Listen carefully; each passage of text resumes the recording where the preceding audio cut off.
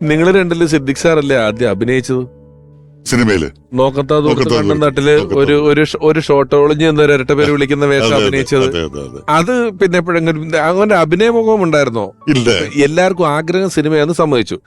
പക്ഷേ on stage നിൽക്കുന്നവന് on സ്ക്രീനാണ് ആഗ്രഹം. Behind the screen എന്ന് പറയുന്നത് അത്ര എളുപ്പമല്ല.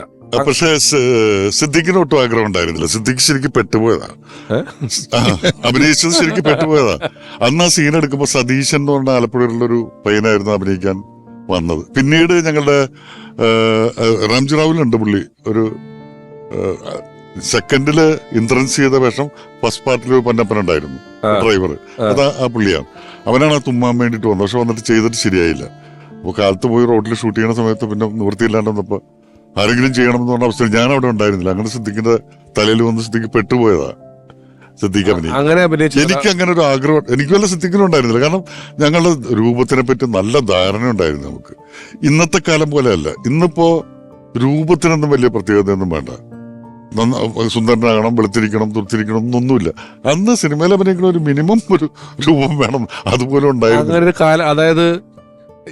അതായത് അത്യാവശ്യം നല്ല പൊക്കോ ഇൻസർട്ടും ഒക്കെ ചെയ്ത് വെളുത്തുരുത്തിനൊക്കെ പോകുന്നേണ്ട സിനിമാ നടനെ പോലെ ഒരാൾ.